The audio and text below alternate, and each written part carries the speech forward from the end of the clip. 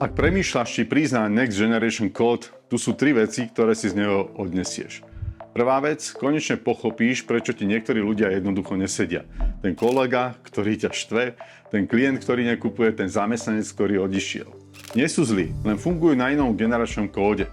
A keď ho pochopíš, prestaneš sa hnevať a začneš s nimi pracovať efektívnejšie.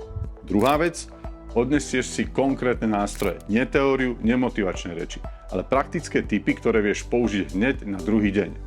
Ako komunikovať s rôznymi generáciami, ako motivovať Gen Z, ako viesť boomera, ako predávať bez zbytočného tlaku. Tretia vec, neodídeš s pocitom, bolo to fajn. Odídeš s jasným plánom, čo konkrétne urobíš najbližších 30, 60, 90 dní. V ktorom týme zmeníš prístup, ktorého človeka začneš viesť inak, ktorý klient potrebuje inú komunikáciu. Ak pracuješ s ľuďmi a sú z rôznych generácií, tento seminár ti určite ušetrí čas, energiu aj frustráciu. Link je pod videom. Vidíme sa.